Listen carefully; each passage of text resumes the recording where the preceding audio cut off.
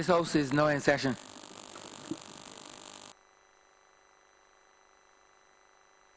I wish at the beginning to acknowledge the presence of the family of Mr. Evelyn Graves and also the presence of Mr. David Bowen and Mr. Robert Morris, former parliamentarians.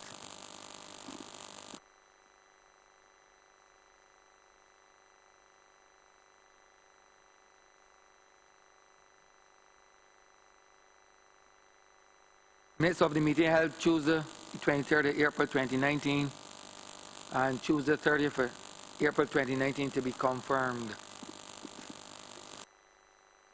The minutes of the meeting held on Tuesday, 23rd April 2019 and Tuesday, 30th April 2019 be confirmed. Question is that the aforementioned minutes be confirmed. All those honorable members in favor, please say aye. Those against, please say no. Meeting the ayes have it. The aforementioned minutes are so confirmed.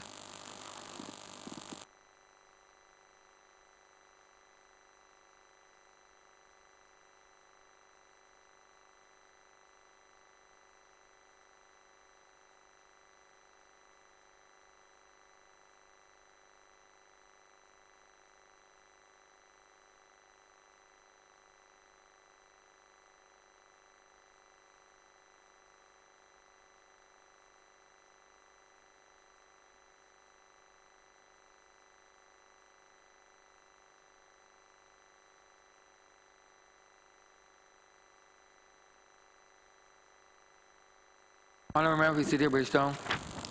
Mr. Speaker, I beg to give notice of a resolution to approve under Section 5 of the Land Acquisition Act, Cap 228, to approve the compulsory acquisition by the Crown of the parcel of land situated at Lower Bay Street in the parish of St. Michael in this island for the purpose of tourism development, and a resolution to approve under Section 5 of the Crown Lands Vesting and Disposal Act, Cap 225, to approve the vesting in the Barbados Tourism Investment, Inc.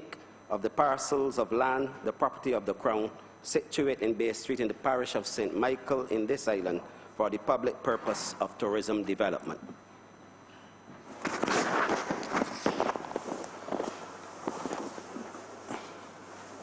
Private members' notices, notices of questions, reports from select committees, first readings of bills, statements by ministers, congratulatory and/or obituary speeches.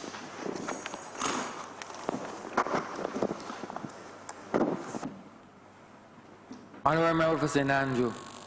Mr. Speaker, it gives me great pleasure to rise in these chambers to pay tribute to a former parliamentarian who has given sterling service not just to this Parliament but to the Democratic Labour Party and to this country as a whole.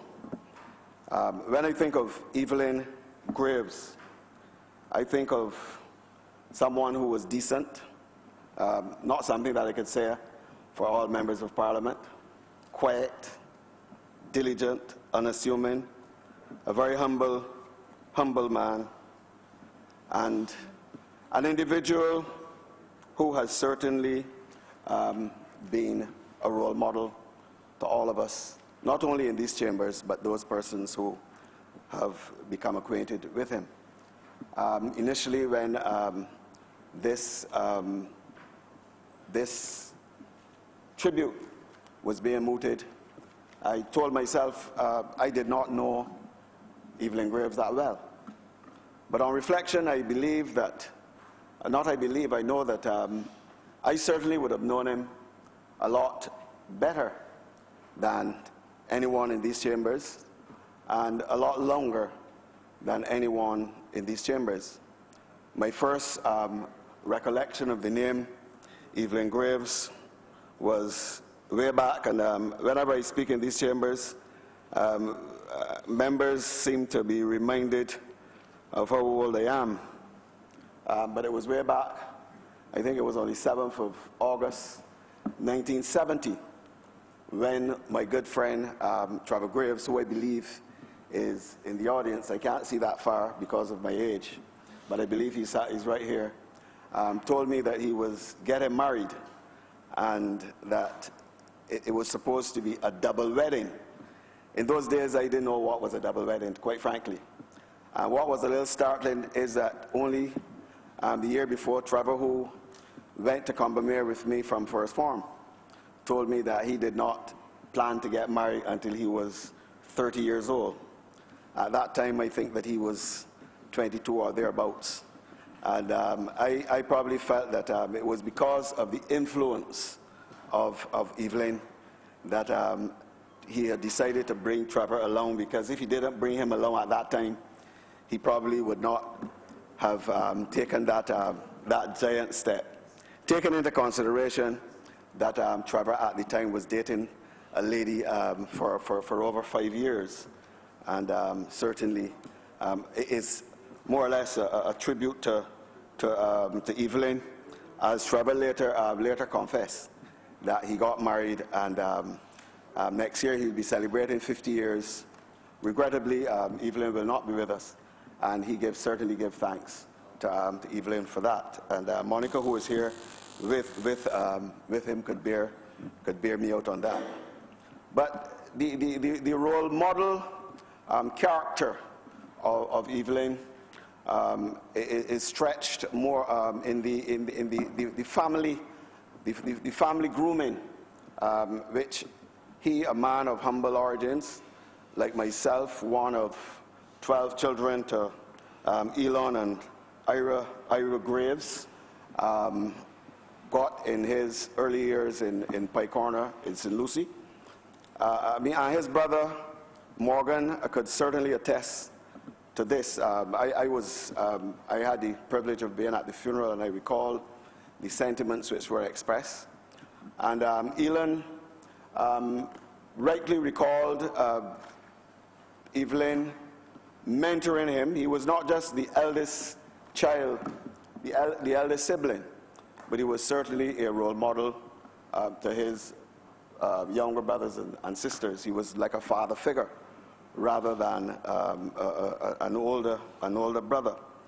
And Morgan, at the time, recalled, I recall Morgan saying that when he left elementary school at the age of 14, he was thinking of calling it quits in terms of his education. At that time, I recall there was a very popular song by the Mighty Sparrow, "Children, go to school and learn well, otherwise your station in life will be real hell." And Evelyn managed to persuade Morgan to go back to school, to go to secondary school, and for that, Morgan was eternally grateful. For a man who didn't want to go to secondary school to rise to be acting commissioner of police in Barbados as a result of the mentorship and the assistance of his brother is no small feat. And and we saw Evelyn as time progressed, making his mark. The name Evelyn Graves was a household word in those early days. One could recall his involvement in the trade union movement shortly after leaving university. And it is a credit to the stalwarts of that era, like Frank Walcott, the assistance which he would have got from individuals like Leroy Trotman, who would have been more or less like a brother in the trade union movement, that saw him go off to Rutgers University. At that time, that was a first. That was a first for any Barbadian going to Rutgers University in New Jersey, which was more or less the educational mouthpiece for trade unionists in Barbados. And the training which he got at Rutgers, he was able to lend to this country and to his fellow trade unionists in later life. But we're dealing with a time when the colossus of Frank Walcott sort of rained down the trade union movement in this country. And in a sense, the exploits, the contribution and the passion of Evelyn Graves was not actually realized until until later. He was very active in the trade union movement. Whenever there was some issue with respect to the displacement of workers, Evelyn Graves was there. And one must take his contribution, not only within the context of the fact that Sir Frank Walker at the time was large and in charge, but the context of the time when one compares the trade union movement then to what it is now. Those were the days when there was a very big gap between the working class and employers. Those were the days when people of color could not traverse certain areas like Strathclyde and Belleville unless they had an explanation. The people like, we have to, when we look at the contribution of persons like Evelyn Graves, we have to understand the environment at the time. And his contribution was immense. When you look at the trade union movement, you might think in terms, as I said earlier, of Sir Frank Walker. But I don't want to use the word underlings, but individuals like Evelyn Graves provided a measure of support, which in today's world would be a leadership role in the trade union movement. When you look at his achievements, and he wasn't just a trade unionist. He was a teacher. He was a civil servant. He served in government as a cabinet minister. He served as a backbench. He was an ambassador. All a real all-rounder. Only recently I had the opportunity of speaking to a young aspiring trade unionist in Barbados who has only gone into the trade union movement recently because of the void in the trade union movement. No insult to the trade union movement because of the fact that you don't have the type of a colossus like Sir Frank or Evelyn Graves. But this individual was telling me that he is in the trade union movement. He has served 3 terms, and he intends to retire because he wants to progress into politics. That selfishness compares to the selflessness of individuals like Evelyn Graves. And Evelyn Graves in the trade union movement, after he came back to Barbados, he from Rutgers University, but he was able to give the type of mentorship and sort of invoke the type of skills and training to the young trade unionists. I know that people like David Bowen would not want me to call him a young, or he would feel good for me to call him a young trade unionist. But people like David Bowen, who people thought was, I certainly thought that he was Evelyn's twin brother, gained a wealth of experience as a result of the involvement of Evelyn at the Labour College. But the impact, the full impact of his contribution, for me personally, was felt when he was Minister of Housing. And I say this, whenever I get up to speak in this house, I like to speak about White Hill because of the sufferings of the people in White Hill. And whenever I think about White Hill, I recall the contributions of Evelyn Graves when I was Minister of Housing and I wanted to get something done. And I make a comparison with his contribution and the subsequent contributions. I recall we had, when Evelyn Graves was, this was more or less the continuation of the support which he gave to us. On the other side, he was a Barbadian first. He was not in these chambers. He was not a member of the Democratic Labour Party. He was a Barbadian first. You call him and there was a problem. Evelyn Graves was there. And I remember there was a slippage, a big slippage in Isolation Road in St. Andrew. And I called Evelyn. And there was a house that was precariously perched on a hill, and they call Evelyn. And Evelyn says, meet me by Belle Plaine Supermarket. And Evelyn was there even before me. He was the Minister of Housing, member of the Democratic Labour Party. I am a member of the Barbados Labour Party in opposition. And Evelyn Graves was there. And now you fast forward, White Hill, major catastrophe, over 50 houses being dislocated, road damage, and minister does not turn up. Take you about 2-3 weeks before he could pay attention, and then he runs to the area, and the first thing he does, this road has to be abandoned.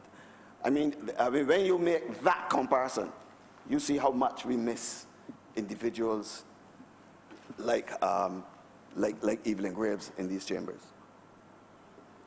And when you look at the last election and you think in terms of what the people in Barbados, the mandate that the people of Barbados gave this government, you also have to flash back. You have to flash back to the no confidence motion. And you have to flash back to that, the conscience quartet. That conscience quartet at the time, led by, he was the conscience in many respects of the Democratic Labour Party. He saw the survival of Barbados as more important than the winning of the election by the Democratic Labour Party. That conscience quartet, Leroy Trotman, Evelyn Graves, Wes Hall, Aki Simmons. And I recall in those days you could see them, that conscious quartet would be in certain sectors of this corridors of Parliament. And they were all, you wonder what they were talking about. And they were more concerned with the survival of democracy in this country. They, however slight it looked, they felt that one individual who was always adamant to get his way would not be allowed to flavor the dictatorship in this country. And the conscience of Evelyn Graves, the same conscience that he exhibited in terms of dealing with matters as though he was representing Barbados and not representing a political party, came to fore by the way how he was able to influence his colleagues in that no confidence motion. His representation in St. Lucie. You know, when you think of a representative of a constituency, and when you think of a representative, if someone asks you now to name if you look at all the constituencies, and you ask a person to tell you who is the representative, give me one name, who you consider to be the real representative of St. Lucie, St. Andrew, St. James South, or whatever. I mean, the leader of the opposition would admit that if we asked about St. Michael West, they probably would say Bramford Tate. Sorry for calling the name of this constituency. But when you think in terms of St. Lucie and you think in terms of representation, I mean, only one name comes to the fore. Evelyn Graves. I mean, he sacrificed himself for the people of St. Lucie. He gave the type of representation in terms of jobs, in terms of not just jobs, employment, in terms of roads. He was the consummate representative of the constituency of St. Lucie. And as a husband, I recall at the time his wife speaking at that service, and she, here again, no reflection on any of my colleagues, but he was categorized as the quintessential husband, Mr. Speaker. I don't know if your wife, Mr. Speaker, I mean, and I'm not being personal, quintessential husband, dedicated to a dedicated public servant, a committed Anglican, and in this respect, we must credit the congregation at St. Clement's Church for imparting the disciplines on him that he was able to display in the interest of Barbados. A committed Anglican whose value systems stems from his close association with his faith and family. As we pay tribute to him, I think that many of us, those of us who knew him in these chambers, and I regret that I'm the only member here who is part of that 25-year club. But certainly, this Parliament would be a better place if we had the likes of Evelyn Graves in these chambers in the years to come. May his soul rest in peace. Thank you. Honourable Member for St. Lucie. Mr. Speaker, sir, I rise to join in this tribute to a man who served Barbados in many respects during the 78 years that God allowed him here on this earth. A politician, trade unionist, educator, diplomat, and family man. I cannot speak like the Honourable Member for St. Andrew in terms of years and being associated to that extent, but I do recall as a young boy in Pike Corner, which happened to be the very same district that Evelyn Graves was born and grew up in with his family. I do recall that from my experience, I remember well his dad and Evelyn would have come from good stock, as the Honourable Member from St. Andrew said, because his dad was like a colossus within Pike Corner, within St. Lucie, based on the good deeds that he'd done for many, many people. But I recall as a youngster growing up, always having a keen interest in politics from a very early age. And I remember following the 1971 general election, and I was only just about a certain age at that time, just 8 years old. But I remember that there was this man who virtually just appeared on the political scene, the man referred to as the Afro man, a big Afro. That time Afro was the hairstyle then for men. And he literally appeared on the scene fresh from university. And that was an era when the double-member constituency representation had come to an end, and single-member constituency came into play in 1971. That was the first time there were single-member constituencies being contested at that 1971 election. And my research showed me what happened really then. There was a Tudor and banker era in St. Lucie, and those two gentlemen served St. Lucie well. They were virtually household names within that constituency. And I understand that there was a kind of uncertainty within the Democratic Labour Party as to who would contest. Do we put Tudor or do we put banker? But to settle that, this man, this young man, fresh from university, stepped forward. The man, Edward Evelyn Graves. And he never was deterred in any way by the boots that he had to fill, because coming behind with representation coming from the late Sir Theodore Banker and Cameron Tudor, he had big boots to fill. But he stepped forward. And the rest, as we would say, is basically history. Now, as I reflect on the life of this man, as I look, as a matter of fact, I see some similarities, basically not being just born in the same, and being raised in the same area as Evelyn was, but we went to the same primary school, St. Clement's. We went to the same secondary school, Cole Jean Parry.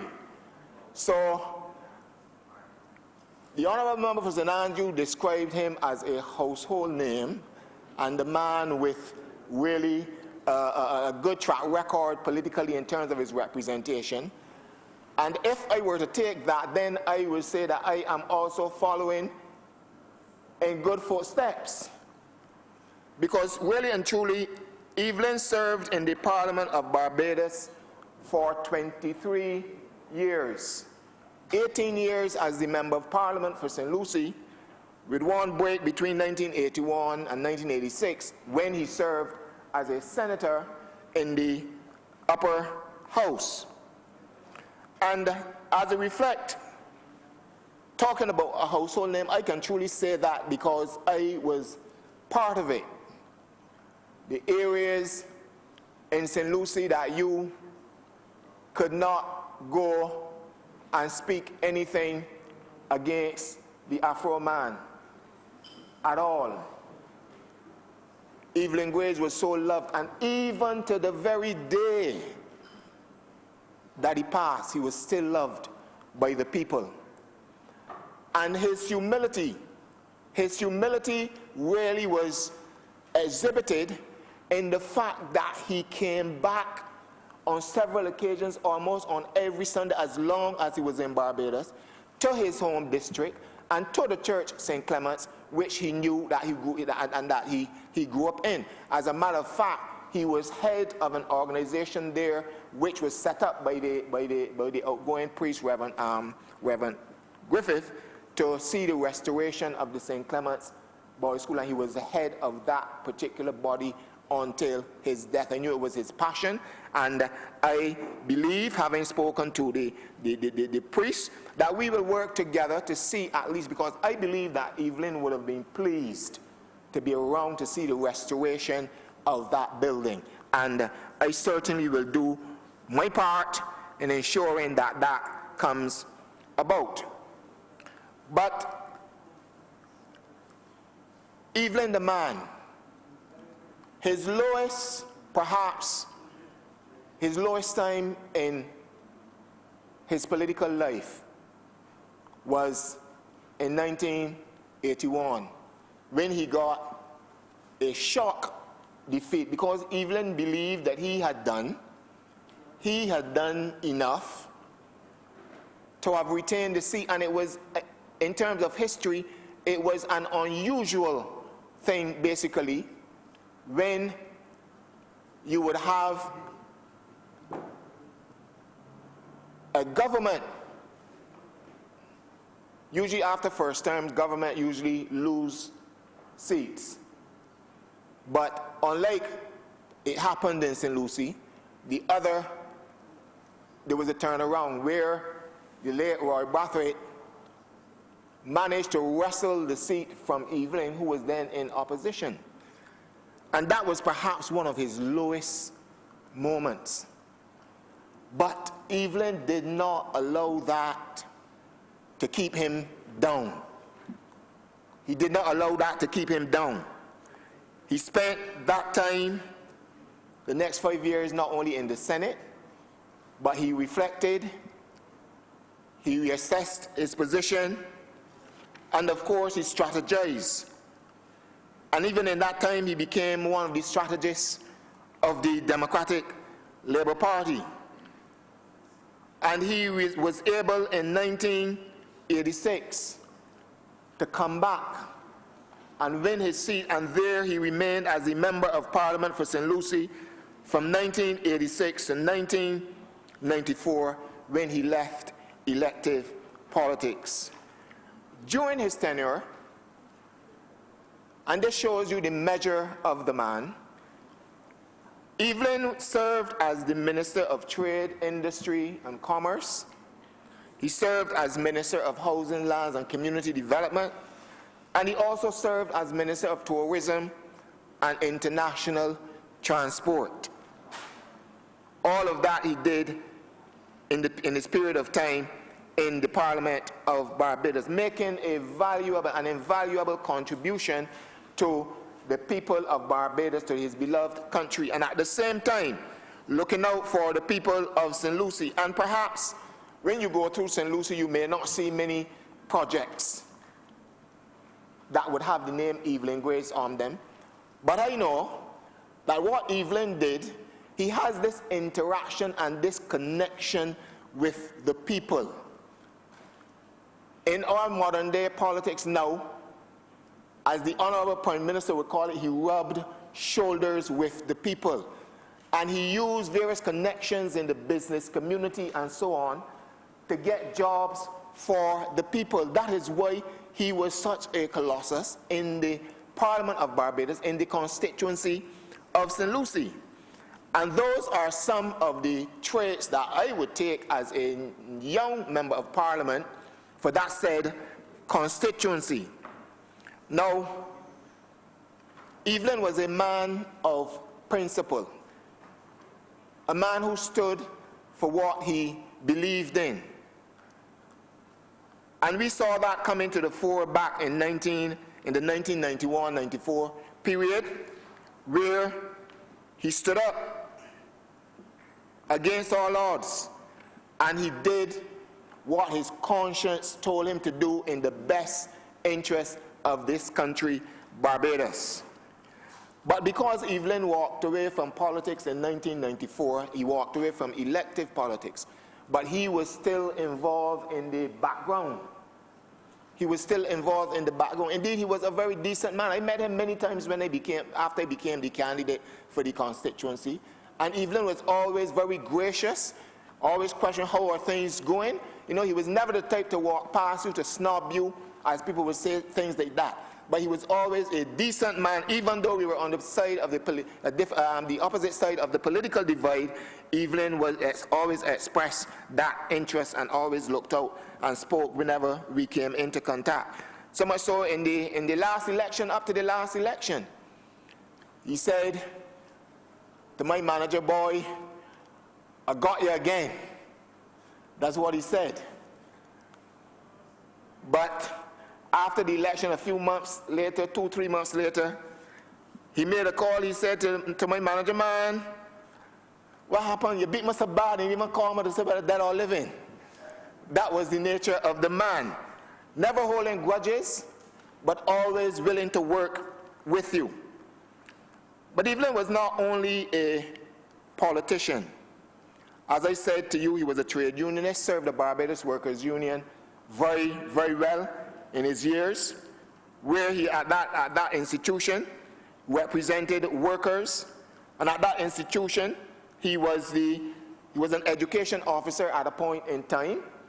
If we check our history, we would see that he was an education officer at a point in time, and also went on to assume the position of the Deputy General Secretary and head of the Barbados Workers' Union Labour College. That's where he was an educator. That's where he looked out, he trained. In other words, he was willing to pass on those things which he had learned, those things that knowledge that he had gained. He was willing to pass on to others because he knew that somebody would have to carry the mantle after he was not in a position to do so anymore. That was the measure of the man. Not only at the local level did he serve as a trade unionist, but he also served at the international level. He became a member, he joined the International Labour Organization back in 1996. And he served there, Mr. Speaker, sir, in the area office and the multidisciplinary advisory team for the Caribbean in Trinidad. That was what Evelyn Grace was willing to do for his country, willing to do for the workers of not just Barbados, but the workers of the region, the workers across the world. So anytime you can have some person that can serve as a politician, a trade unionist, an educator, and it didn't stop there because he went on to become the High Commissioner to Canada for Barbados in 2008. As a matter of fact, he served there for some 7 years, from 2008 to 2015 as a diplomat. And so we have all across the world, when Evelyn passed, it was a great loss to this country, it was a great loss to the region, as a matter of fact. And today, back in 1991, we would recall for his service and how he has served this country. He was awarded the Gold Crown of Merit for long and dedicated service to the trade union and workers' education in Barbados. Justly rewarded, given his flowers while at least he was alive. And I am happy today to be associated and to be able to give tribute to him, because he was a true representative, a true citizen, a true son of the soil, a trade unionist, an educator, a diplomat, and a family man. I remember listening to the eulogy as read by his daughter at his funeral back in September last year. And Evelyn was actually preparing to go visit with them when he passed away, and such a sudden, passed away suddenly, as a matter of fact. He was committed to his, every time I saw him, in the most part, his wife was always by his side. He spent time with his children. He spent time with his grandchildren. And still he had time to do other things in terms of representing his country and so on. That is the measure of the man. And so today, I am happy to be associated with this session today, paying tribute to a wonderful man, a son of the soil. And I do endeavor, wherever, because we have to cross the political divide at times, but wherever I look on the pages of history, in his page, and there's anything that I can take away for me to serve and even surpass what he has done, I certainly intend to do so. Evelyn Graves, a decent man, a son of the soil, a contributor to the development of Barbados, the workers' right to the trade union movement. Mr. Speaker, sir, I am obliged to you.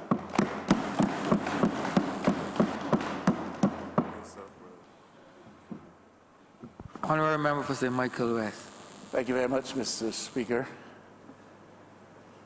There are some traditions associated with the institution of Parliament in our system that we can well do away with.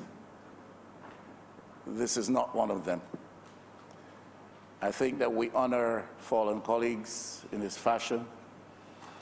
It's quite necessary and fitting. I knew Evelyn Graves only from the distance. I have heard him described outside of this Parliament and in these halls today by those who have already spoken as a stalwart who occupied a position of some prominence in the institution of Parliament as well as the institution of government. I didn't have the opportunity, like the Honourable Member for St. Andrew, to sit with him. And I can understand the sense of honor that one would feel having had such a privilege, for I have sat on that side with other similar stalwarts of tremendous stature who are no longer with us and have always felt privileged to so have done. And when the appropriate moment does come in their experience, I believe similarly, this Parliament will pay tribute to them. But I stand to give a few words in tribute to the service through this institution and to this country by Evelyn Graves. The cause of labor is one of the noble causes that one can serve. And I really believe in something called calling, higher calling, and that men and women are called often to serve a higher purpose than that which relates immediately to themselves. And I'm sure that there are many in this chamber who are possessed of a similar sense of sentiment and philosophy. The cause of labor has contributed significantly to our life's circumstance in Barbados today. The labor movement was birthed in seriously challenged circumstances for the Caribbean, that it was able to emerge and to survive and to succeed, borders on what I would call the miraculous when one considers the forces arrayed against those who gave themselves to serve this cause, the cause of labor, and to advance the labor movement in the Caribbean region and in Barbados. As a result of those efforts over time, we have seen significant changes in relations between capital and labor. I would be one of the first to admit we have not quite yet reached the summit, but we are pressing on. But there has been significant improvement in relations between capital and labor across this region and in this, our own country. We have been able as well to institutionalize the format through which those relations are expressed in a significant fashion, which has proved to be functional and enduring. And those who have been representatives of government, those who have been representatives of the labor movement and of private interests in that context have served this country well by their diligent commitment to the social partnership cause in Barbados. Workers' benefits, and significant they are, and they have resulted again from the fact that some chose to seek to serve a cause higher than self-interest than themselves. And so we want to, today, I want to, certainly on behalf of those of us on this side, salute Evelyn Graves for his contribution to the labor cause, as has been referred to and described by others here this morning. There is a proffered view, Mr. Speaker, that the labor movement was the initiative of those who desired and sought to institutionalize the struggle of the 30s and 40s and 50s and even 60s, and that they sought to institutionalize that struggle to ward off the kind of conflict which would result in significant change to the benefit and greater advantage of labor as opposed to capital interests at that time. Now, if we subscribe to that view, that the labor movement was the expression of an effort of regressive elements to institutionalize and therefore constrain and control the struggle, if we subscribe to that view, then we also have to admit that those who sought to serve the cause of labor significantly achieve the negation of that motivation, that effort on the part of those regressive elements. Because, as I said, the labor movement has not only survived, but to a large extent has succeeded and has brought significant benefits, not only to labor, but benefits to capital as well.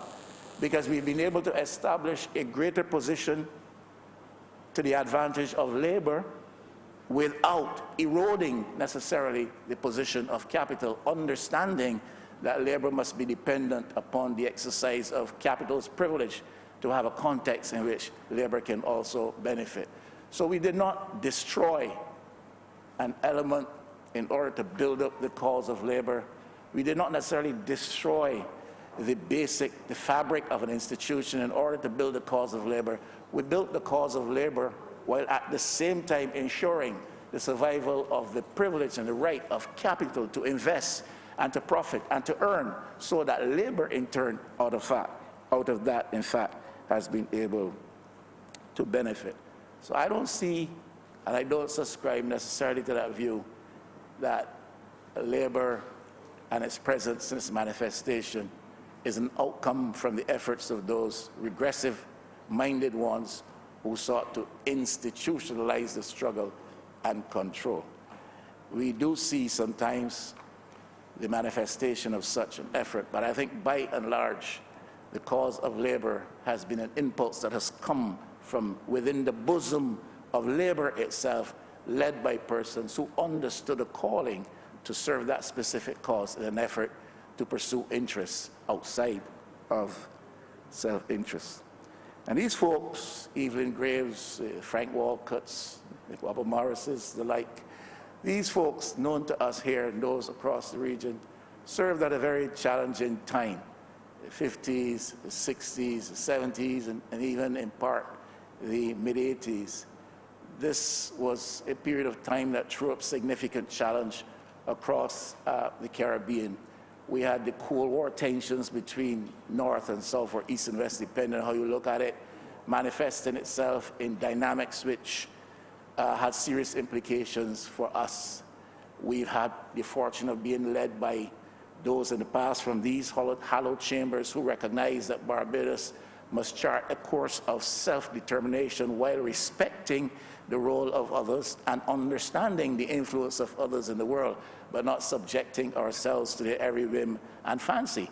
But the struggle to resist imperialist, colonialist powers of the day, hegemonic powers who wage war against each other, with the result that states such as ours found themselves caught in the crossfire.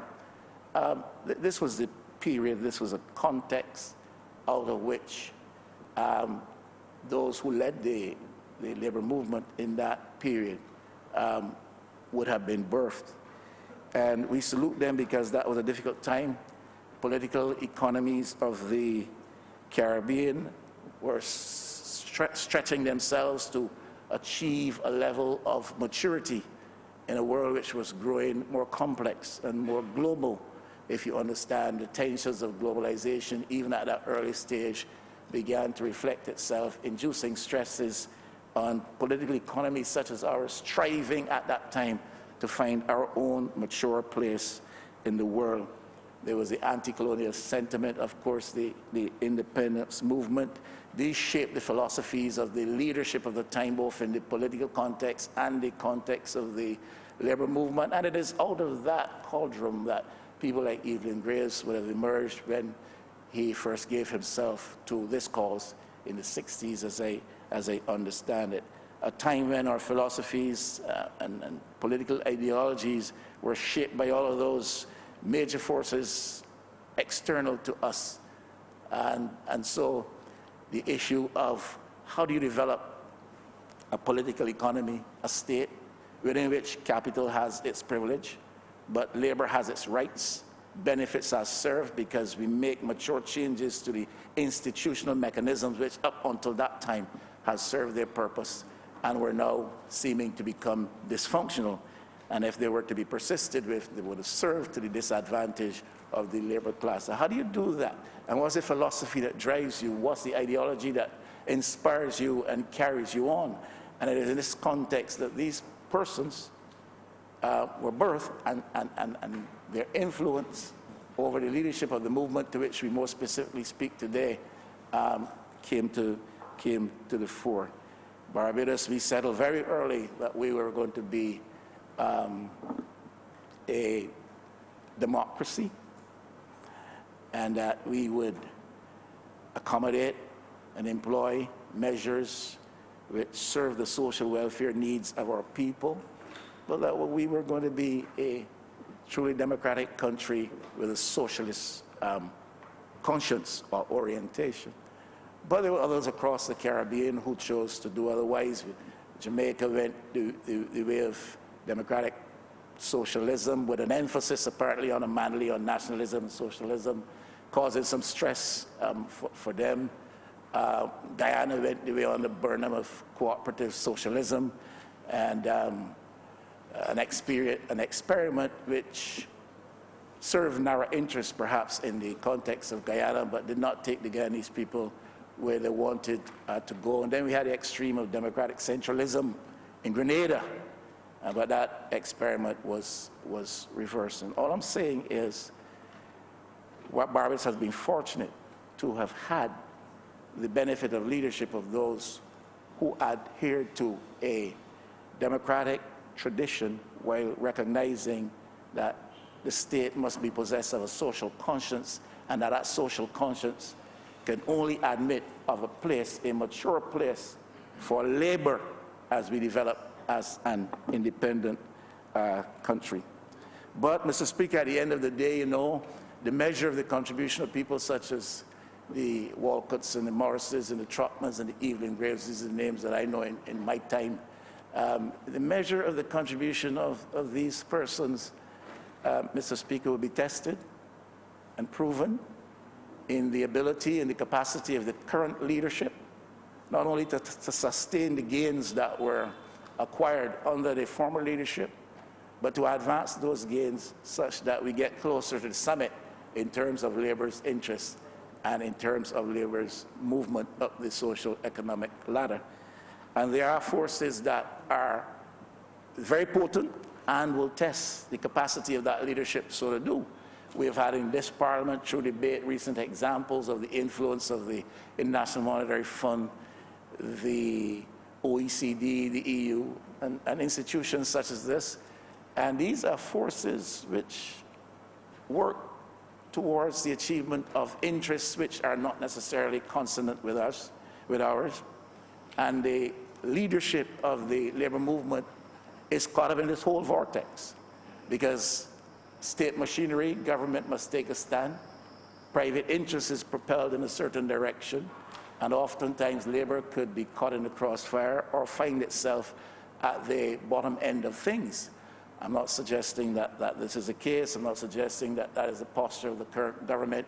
I'm not even suggesting that is the posture of the private sector leadership in Barbados at this time. All I'm saying is that the international forces arrayed against our efforts, incidentally, because they pursue their own interests, and sometimes their interests are inimical to ours.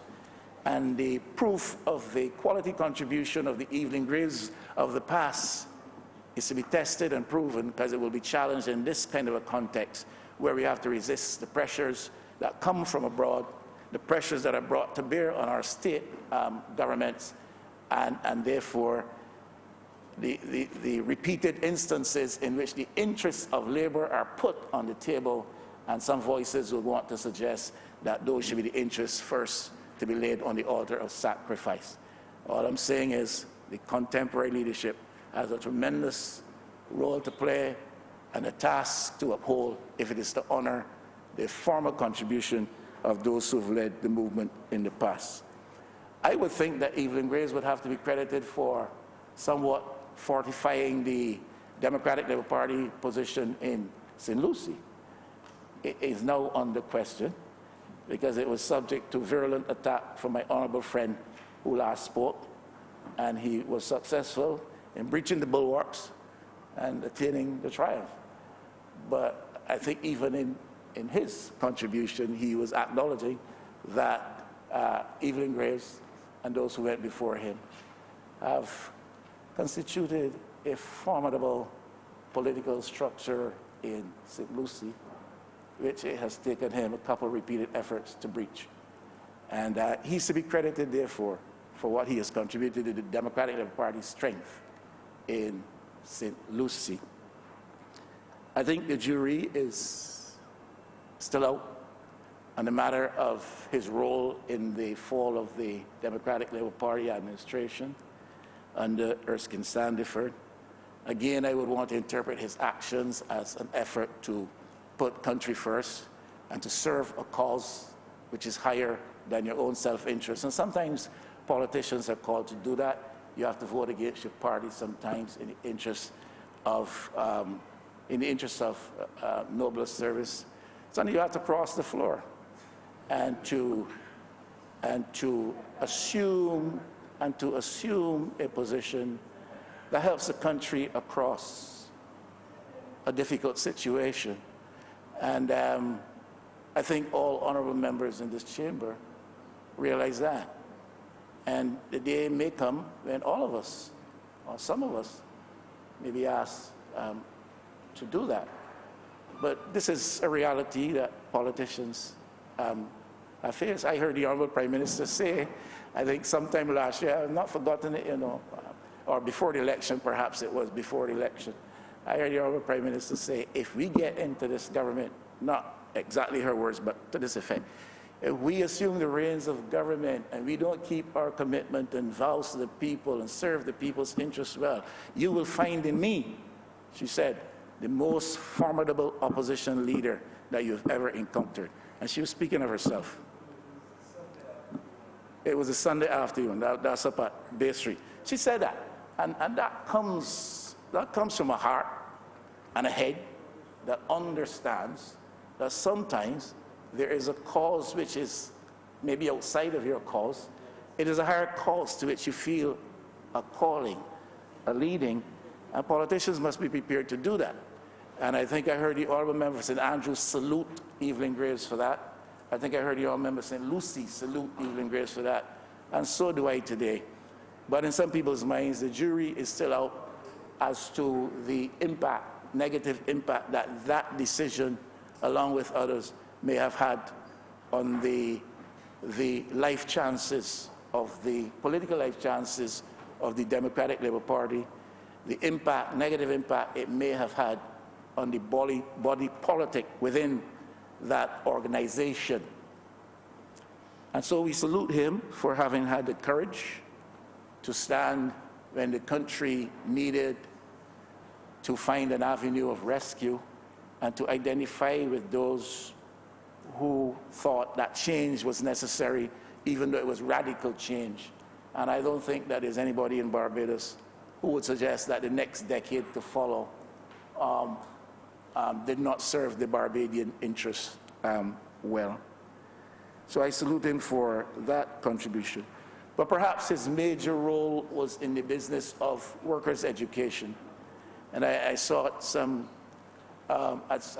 do some query into this matter, and I found that, in fact, he was, beyond the fact that institutionally he was the principal of the Labour College, he's very much engrossed in the business of worker education. It is very difficult to manage this whole business of political unionization. Politicians who serve as trade unions find it difficult. Trade unions who serve as politicians find it difficult to mesh the two, the business of political unionization. But some are able to find their niche. I think with respect to Evelyn Graves, it's not so much a matter as I've been advised of negotiation and stuff like that, but workers' education, and not only in Barbados, but across the region, working in tandem with people like Bobby Morris, also a former member of this chamber. And workers' education, extremely important. It's not simply a question of training people in the relevancies of trade unionism and administration. It's a question of teaching people citizenship responsibilities, having people understand how labor fits in the grand scheme of things, what are the dynamics operating upon the interrelationships between labor and capital, et cetera, et cetera. It's very important, the business of education, and he gave himself to that. I am advised reliably that he is the author of some 3 modules that still are with us and still very much in use, and used for training up and down this region from north to south. Training modules relative to productivity and related issues. And I was told that one is entitled, Mr. Speaker, would you leave new issues in collective bargaining? A second one is entitled Trade Union Administration. And a third one is entitled Trade Unionism in the era of globalization. Certainly a lot of very important work. But like I said, we salute him for that. All credit to him for having served in this way and for having served of a cause outside of himself. Like I said, I knew him only from the distance, really.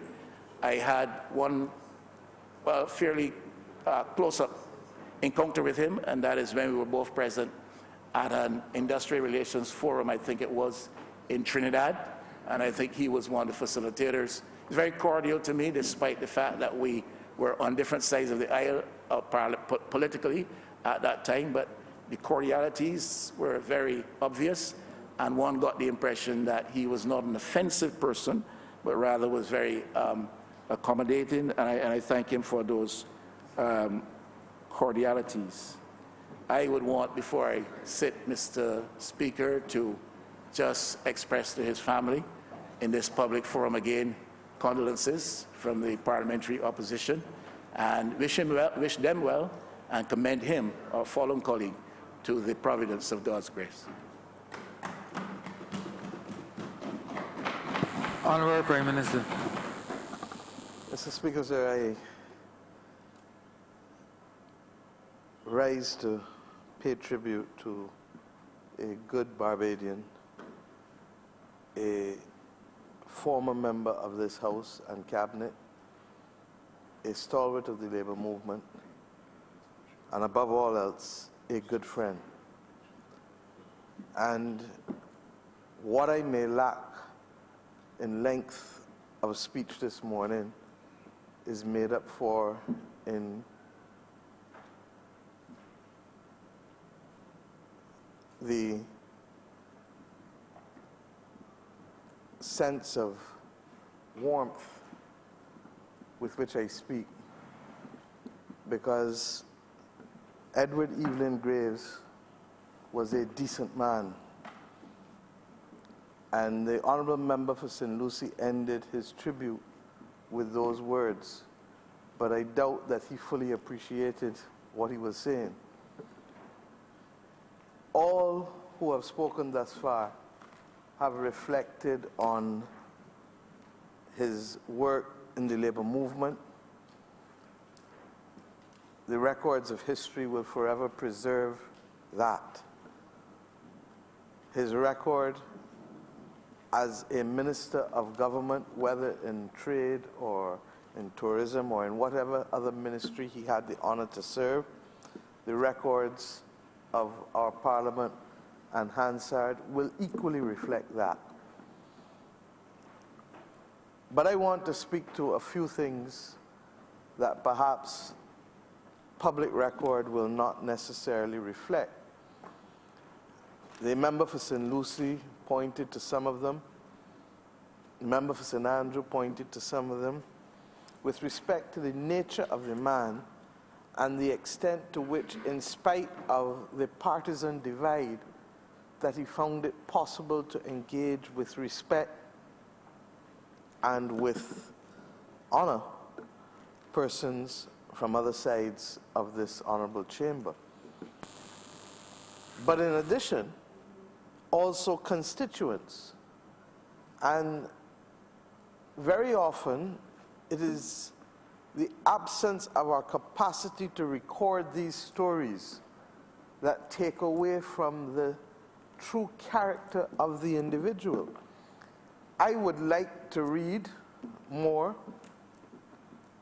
about what kind of person Samuel Jackman Prescott was, how he interacted with people, how he dealt with workers who were recently emancipated, how he dealt with those who sought to use power to keep him down-pressed as they did with others. But I don't have that luxury. And one of the things that I think that these tributes, which the Honourable Leader of the Opposition has so rightly indicated should forever remain a feature of our parliamentary system, one of the things which this occasion allows us to do is to be able to put into Hansard, in the absence of the written word, as has been so well captured by the now past and regrettably so Harold Hoyt, who left us less than 48 hours ago. But we use these tributes to help contextualize and to help share some of the perspective. Mr. Speaker, sir, I said I'm not going to be long, but it is impossible to speak about Evelyn Graves without speaking about his honor and his integrity and his conscience. I was a young parliamentarian, indeed a member of the Senate in 1994. I sat in this gallery throughout that entire debate that came to create history, in that a former Prime Minister, sitting Prime Minister as he was at that time, was removed ultimately through a vote of confidence being brought against him. That was the culmination of months of disruption and angst. And for whatever reason, in spite of the fact that we were on different sides and in different chambers, Evelyn Graves and myself became friends.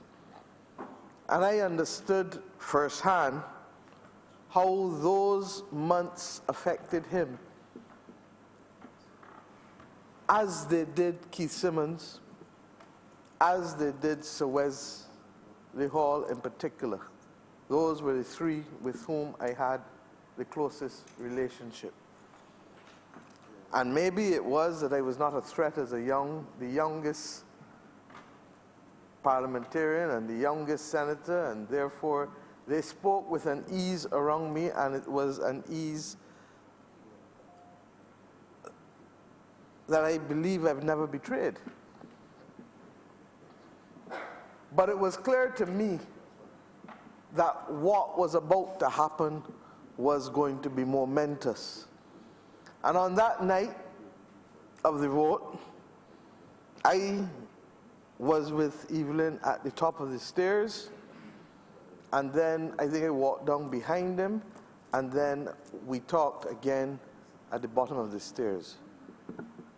The picture of the man that remains in my mind is one who was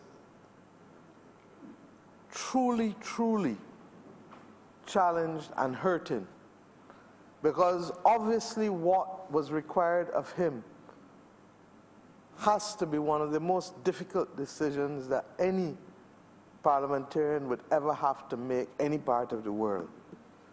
To choose between your party, which you love, and which you have served with honor and distinction, and to choose between that and your country.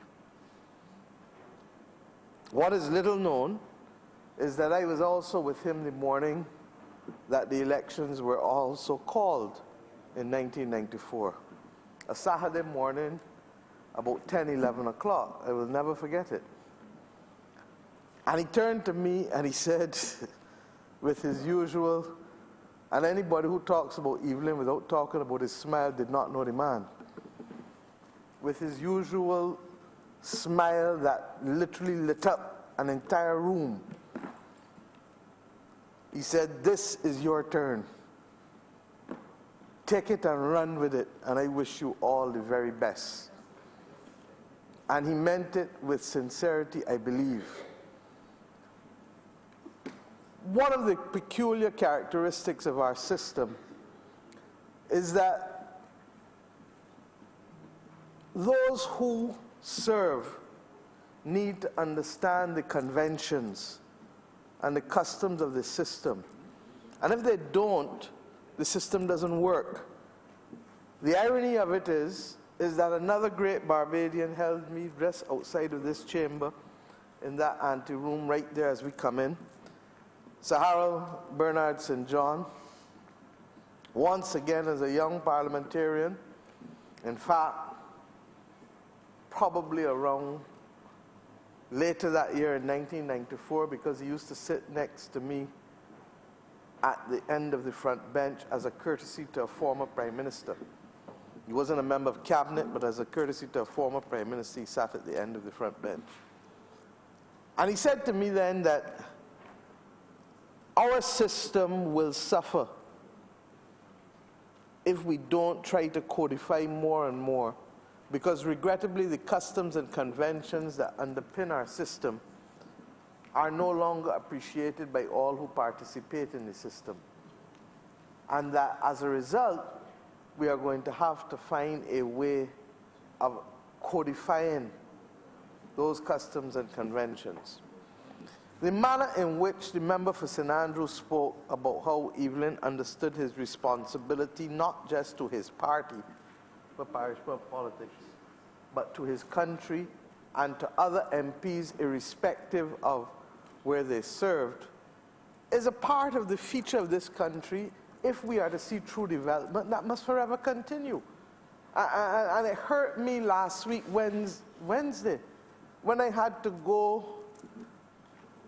in Rockhampton Road in Jackson and to see a road for which his services had been laid in 2007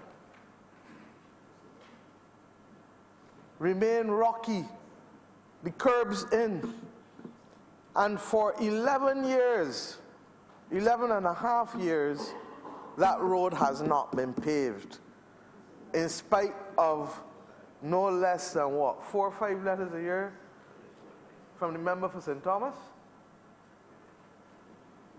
I hope, and have been promised by the Minister of Public Works, that it will be done tomorrow. But that would never have happened under Edward Evelyn Graves, because he understood that government was a continuum and that we had a responsibility to Barbadians, whether they voted for us or not, to serve the needs of Barbadians. That was the man that I knew, and that is the man that I pay tribute to today. And that is the legacy that I want forever captured in this honorable chamber. Because there comes a point, and the honorable leader of the opposition was correct, I did say it, on the Sunday after our victory, indeed, 2 weeks from now, 10 days from now, it'll be a year. I didn't have any drinks. I did say that if we don't behave in the way in which we are supposed to behave to be able to put Barbados first and to right-size what this country needs, then my colleagues will find that I will be the effective leader of the opposition. I didn't know that I had someone who wanted to challenge me in that role on the day on which I spoke. But I say to him still that in spite of his holding a de jure position, my de facto leadership of the opposition against the government when it does wrong remains. Because I understand why we were elected. And we were elected not for a quick fix, not for a feel-good atmosphere immediately. That's what we want to get on a sustainable basis. We were elected to stop the rot. We were elected to fix a country. Last week I had dental surgery. I have been in pain ever since. I'm still in pain this morning. But I know that once that pain eases off, I am good. And the bottom line is that that is why we will take decisions that may not always be the most immediately popular, but which ultimately will be committed to putting this country on the right path. That is the tradition of Grantley Adams. That is the tradition of Errol Barrow. That is the tradition of Tom Adams and Bree St. John and Erskine Sandiford and Owen Arthur and David Thompson. And it is the tradition that I choose to stand under in this country. Because Barbadians will appreciate in the long run that while there may be some difficulty initially in fixing a situation, that what matters is the sustainable progress that we make as a nation. Now I refer to that because it is out of that tradition that Evelyn Graves was raised and came also to develop and make his contribution in this country. And that is why I feel honored this morning to speak in tribute to him and to say to his wife Francilia and to his 2 children, his 2 daughters whom I know he loved dearly, Stacy and Laurelyn, that be comforted that your memories alone are not what stand, but they are memories shared by so many thousands of Barbadians that speak well of his contribution, not just as a public figure, but as a man. And when all is said and done, as I've said recently to the children doing that harrowing exam, the 11 plus. All that can be asked of us on this path of life is that we do our best and that we be good and decent people. And with respect to him, the Evelyn that I knew did his best and was a decent, good, and caring man. On behalf of the people of this nation, and on behalf of my government, I say to his family, rest assured that we too share your grief, but also, as importantly, we too share your respect and affection for an honorable man. I'm obliged to you.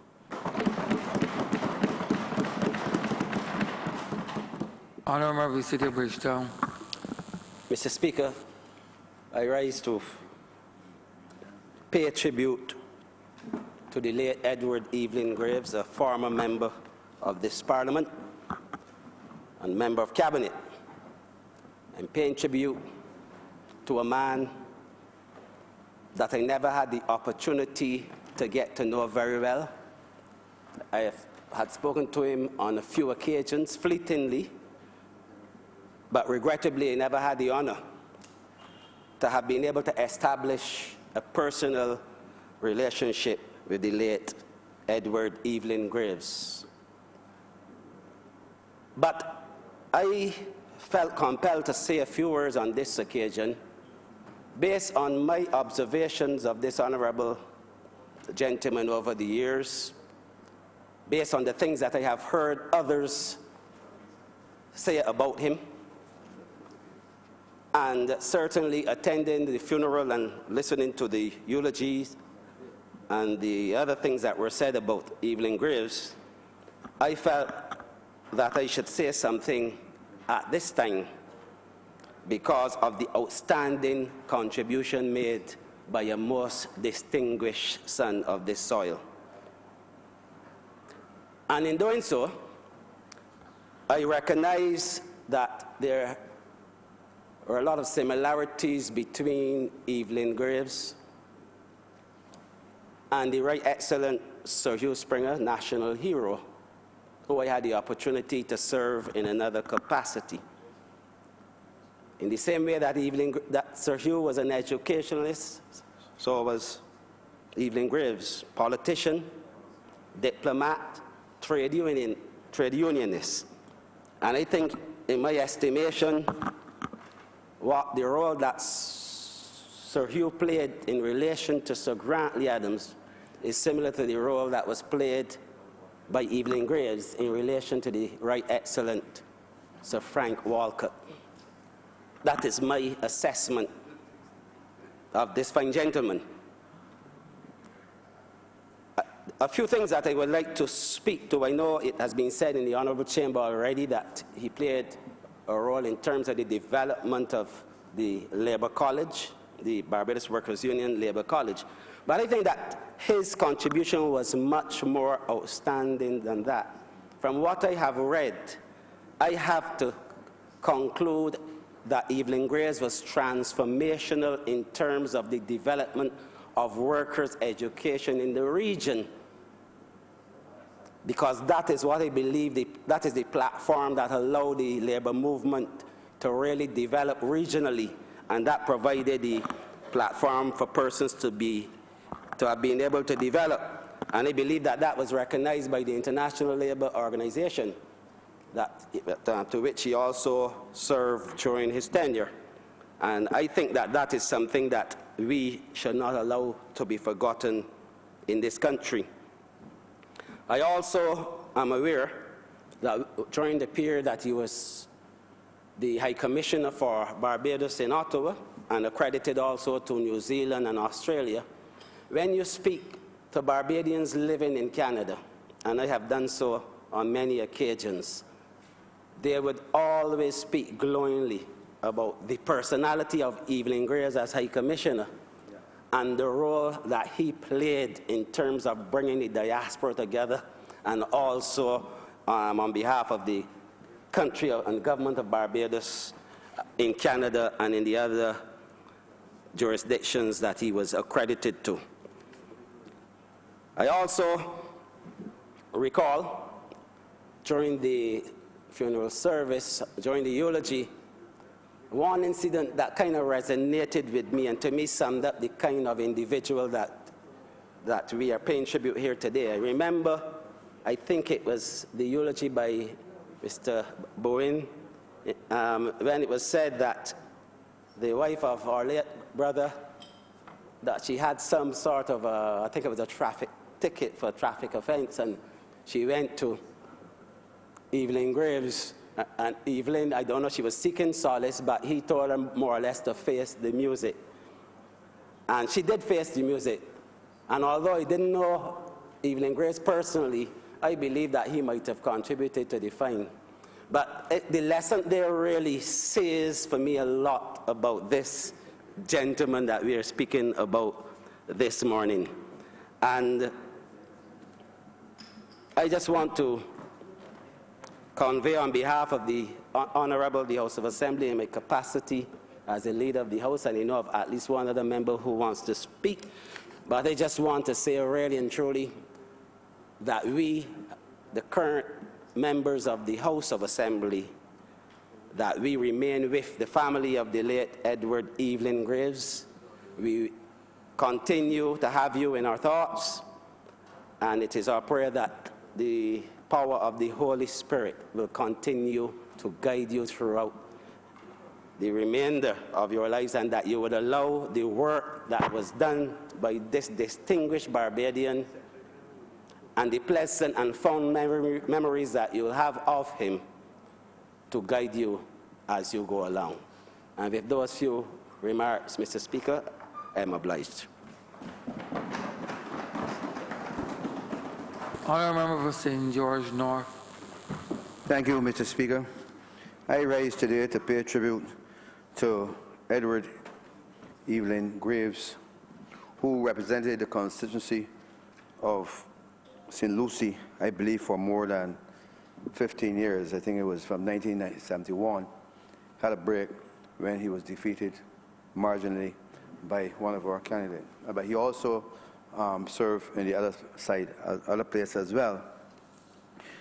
As members have said, he was unionist, educator, ambassador.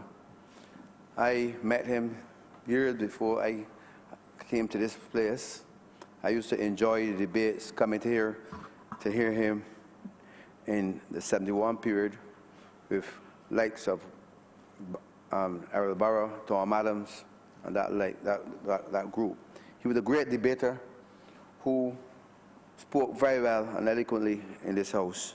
And I believe, Mr. Speaker, that when we look at the work of Evelyn Graves, we can satisfy ourselves to say that he was a true parliamentarian and a man who represented his constituency very well. I also attended the funeral service, and one person remarked at that service that even though he lost the 5-year period to another Barbados Labour Party candidate at the time, Mr. Braffett, he then realized that he had to do more in St. Lucie, and he never gave up on trying to recapture that particular constituency. He took it for granted during those years when he lost that he had done a lot of work, but then the people spoke, and he recognized that all politics is local and that you have to get back to the people. And his, I think the lesson from him is maybe to all of us that we have to come back to Parliament as well as the constituency that we represent. So, Mr. Speaker, I believe that he paid, and I heard the Prime Minister mention to the no confidence motion of 1994, and when I learned that we were going to pay tribute to this fine parliamentarian today, I felt compelled to speak on that occasion. I was not a parliamentarian in 1994 up to that period, But it was his doing and part of those persons who helped the Barbados Labour Party to win the government of 1994, I believe. We can say that he did contribute a lot to that movement. And the history suggests that it was he who decided that it was better for him to move towards being a Barbadian in terms of his contribution rather than to his party or the then Prime Minister. And that was a sad occasion. As the Prime Minister said, remember that particular night very well, how on that occasion it was a sad thing for Barbados, but he did play a part in helping to move the very first no confidence motion in the, I think, the Commonwealth at the time. And it is something that all members should read, because the parliamentarian that we subscribe to did carry a fine article on that particular no confidence motion that was successful because of persons on that occasion moving towards the country rather towards the party. So I believe we can learn something from him. He stood up for what was right. He stood up for what he believed at the time, Mr. Speaker, was in the interests of Barbadians. Now, when you compare, Mr. Speaker, the times, 1994, with today, in 1994, the period, we had just come through a structural adjustment program. We were having an IMF program, and I believe the union at the time, both him and Sir Roy, took the view that labor matters.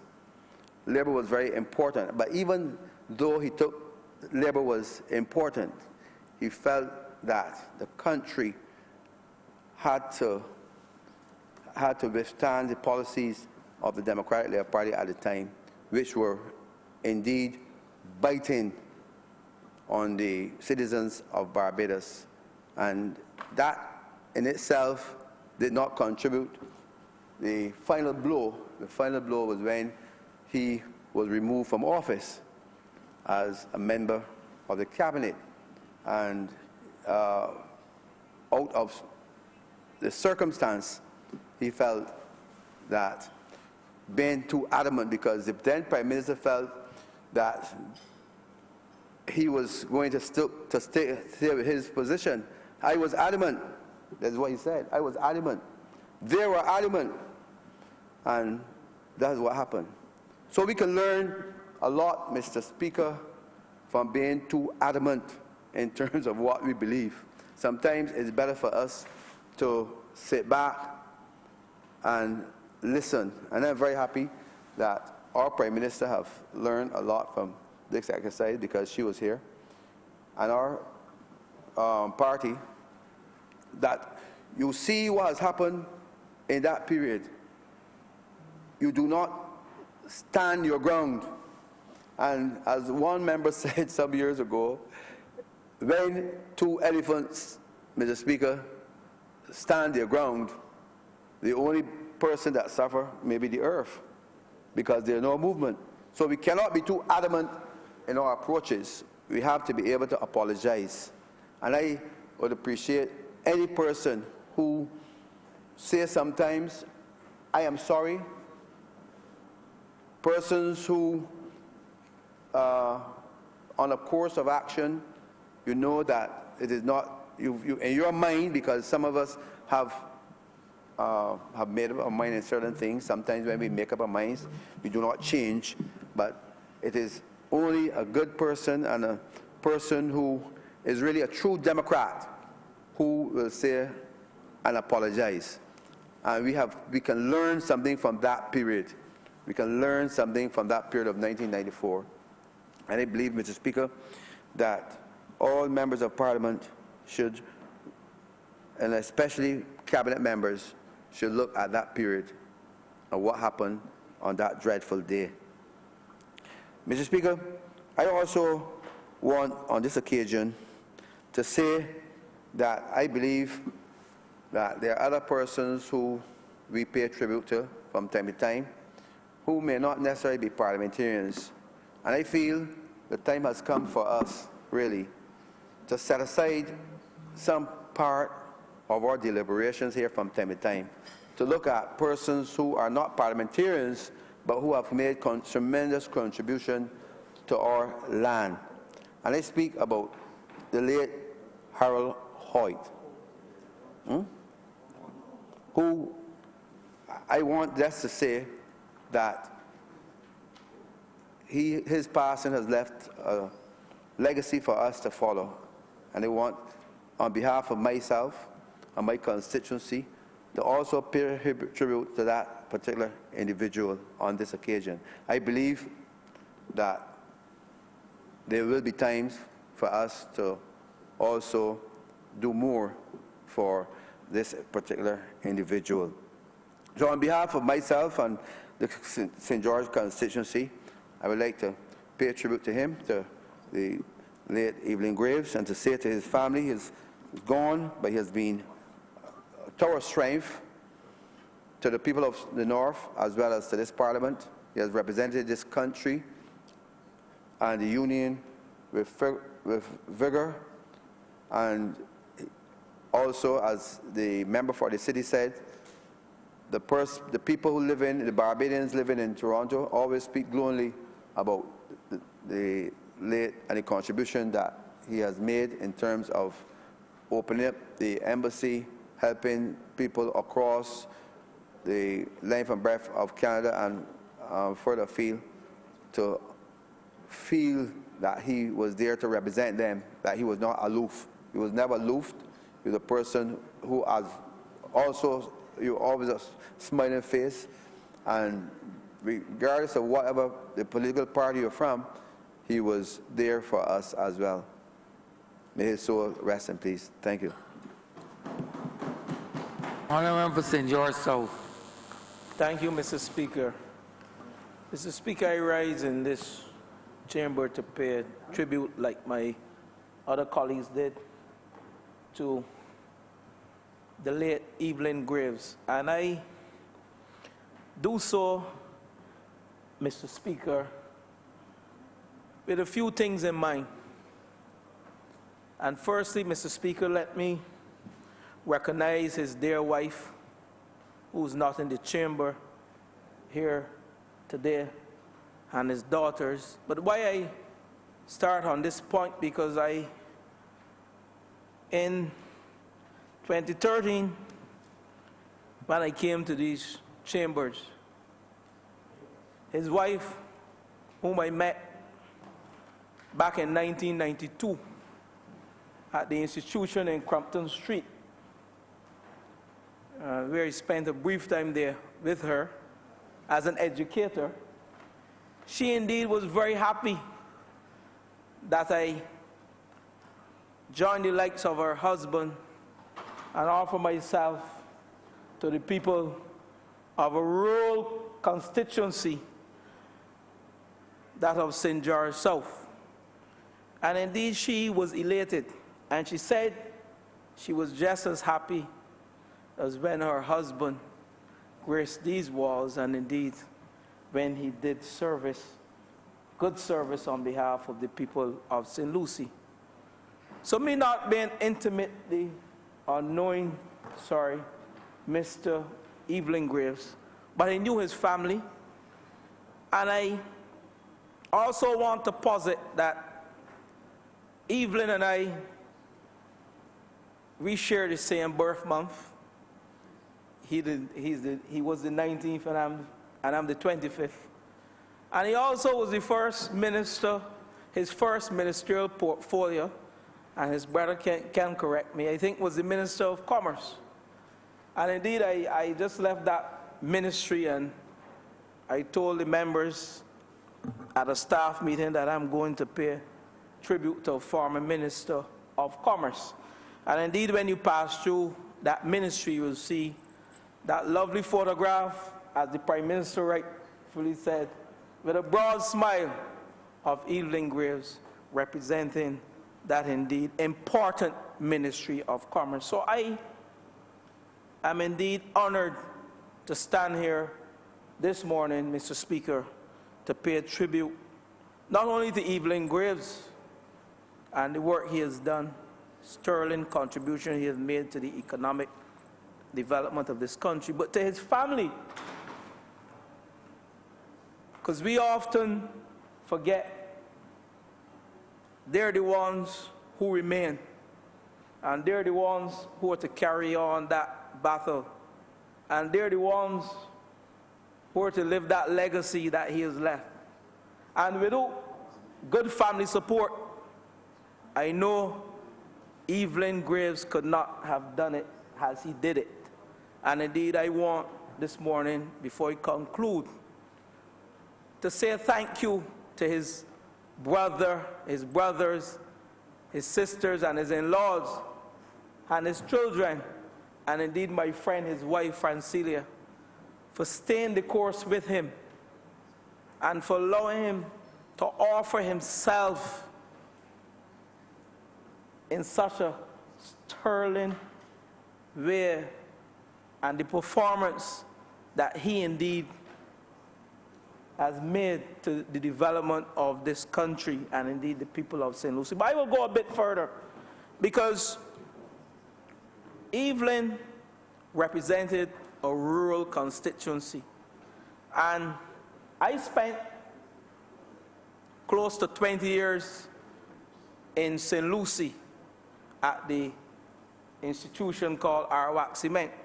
And I am looking at his brother, because I don't know if he can recall one day in Spikestown when I ran into the back of his car, not paying attention, and someone said to me, "You just struck a police car, a policeman's car." And he got out, a decent man.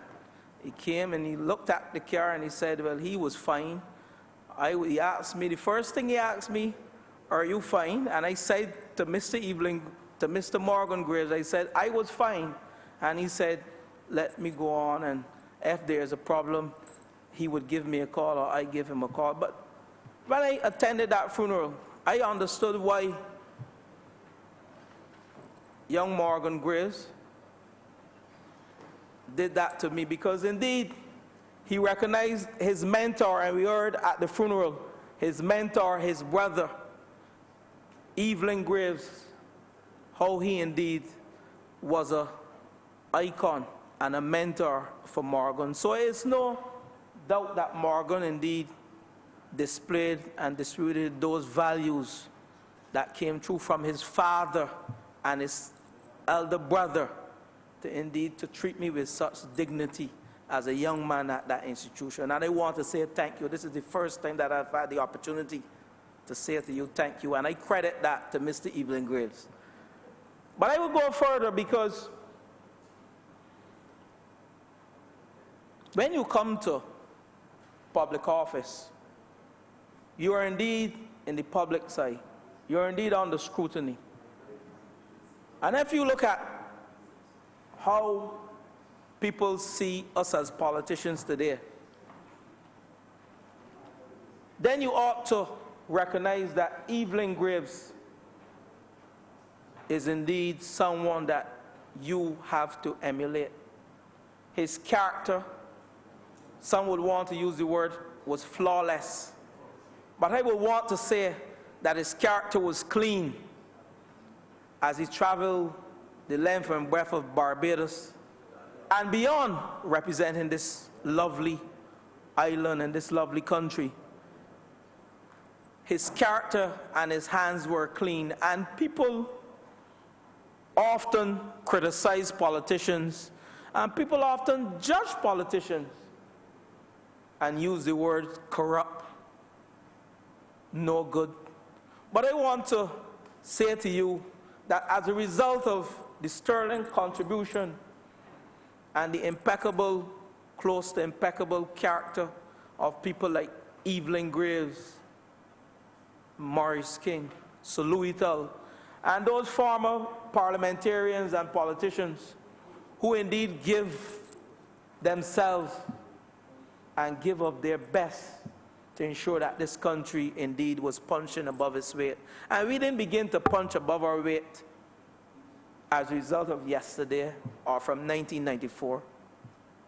We punched above our weight because the platform was laid and the groundwork was laid by politicians like Evelyn Graves, the likes of Evelyn Graves.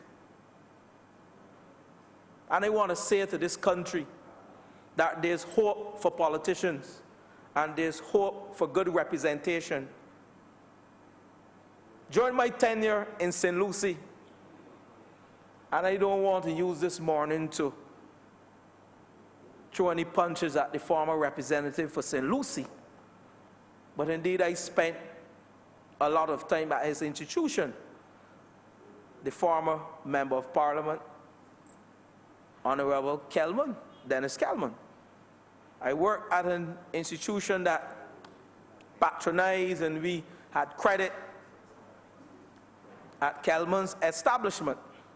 Mr. Kelman, sorry. But what was interesting, as a Barbados Labour Party supporter then,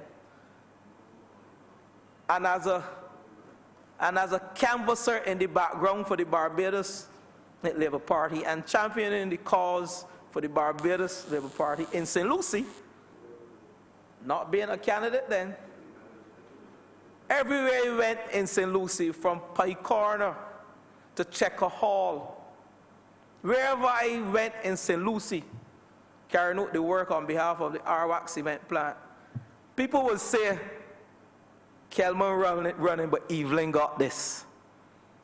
They never said Kelman got this. They would often say, and the Honourable Member for St. Lucie can attest to that, they will always say, he'll win because Evelyn got this. And indeed, Evelyn Graves paved the way for the former representative for St. Lucie. And we have to recognize the role that he played as a politician, an astute politician in St. Lucie. It was indeed a very significant role because he allowed the Democratic Labour Party to maintain that stronghold as a result of his character, as a result of his nature, as a result of the type of person that he was for the people of St. Lucie.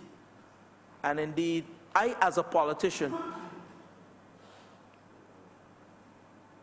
I am seeking, and I'm on that path of trying to emulate the likes of Evelyn Graves in terms of representation. I heard the member for St. George North spoke about all politics being local, and indeed, Evelyn Graves allowed us to see that once you remain grounded among your people, once you mentor your people within those youth groups, within those sporting groups, the North Stars Cricket Club, indeed, we know that club back in the 90s, indeed, was a force to be reckoned with as an institution that was well run. And it is the likes of people like Evelyn Graves who contributed to that institution.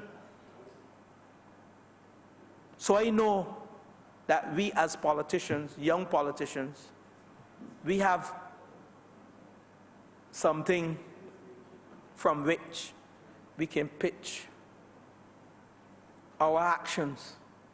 We have something from which we can judge what is good representation from what is bad representation or what is not so good representation. And indeed,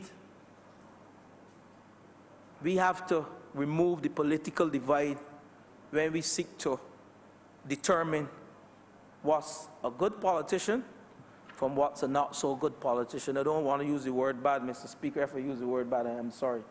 So we have a lot to choose from. We have a lot to reference as we move forward and as we seek to rebuild this country. The work of Evelyn Graves as a trade unionist, a man of the people, an educator again, a man of the people, a politician again, a man of the people. I don't think when we look around these chambers, we can find any politician who are indeed a trade unionist, who are indeed a politician and who indeed are educators. I have to wrap up. I got the signal. But it pleased my heart this morning to say a few words on behalf of Evelyn Graves. And I want to, on behalf of my family and of the people of rural St. George, because he represents a rural constituency, and I'm proud of that, I want to say to his family, God is with you, and I offer my condolences to the remaining family members. And I hope that in the future, as you see us progress, that you can see some of the work of Evelyn Graves and the characteristics indeed that he displayed as an impeccable politician. With those words, Mr. Speaker, I'm obliged.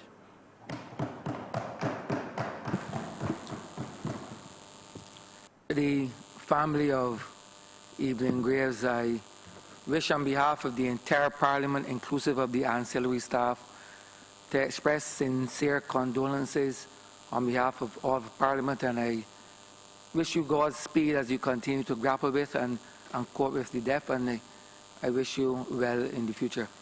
So that, and finally, in remembrance of Mr. Graves, I wish to ask the House to stand for 1 minute silence.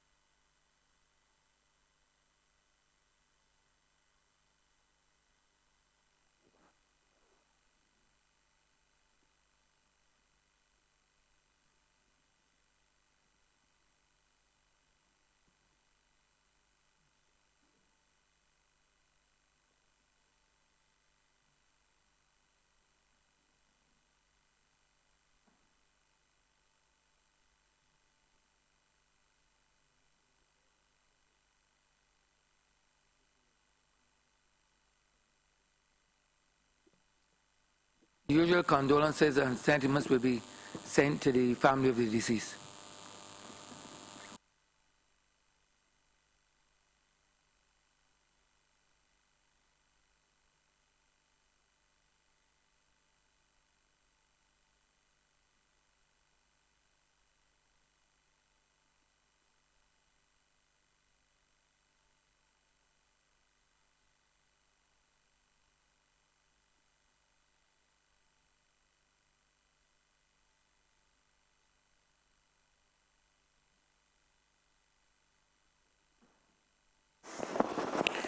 Personal explanations, motions for leaves of absence, or replies to questions, notices of motions for the adjournment of the House on matters of urgent public importance, orders of the day.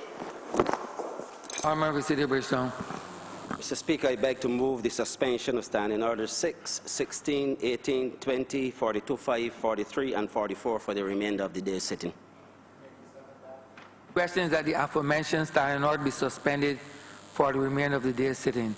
All those honourable members in favour, please say aye. Those against, please say no. Me think the ayes have it. The aforementioned standing orders are so suspended.